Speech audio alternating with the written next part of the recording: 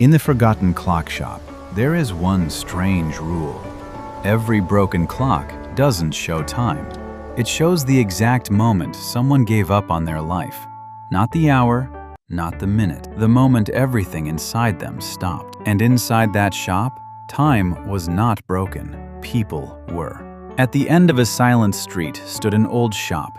Dust on the glass, no customers, no noise. Only hundreds of clocks frozen in different times. The owner was an old man named Ibrahim. He never fixed clocks. He listened to them. Tick, tick, silence. One evening the door opened. A girl walked in. Sara. Tired eyes, empty future, no direction left. She looked at the clocks and said softly, "Even broken things look more useful than me." Ibrahim placed a broken pocket watch on the table. "Fix it." Sara frowned. "I can't fix my life. Why would I fix this?" He replied calmly. "Start with one broken moment." She tried. Nothing worked. Again, nothing. She almost left, but something about that silence kept her there. So she stayed. Days passed. Then she noticed something strange.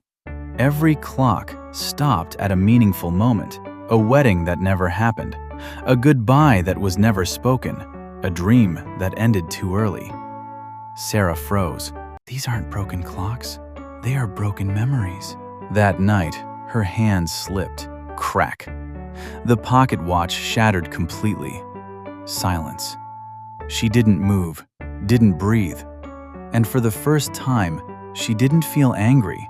She felt lost. Ibrahim walked in slowly and said something she never forgot. No clock breaks because of one mistake, and no life breaks because of one moment. After that night, something changed. She stopped trying to fix everything.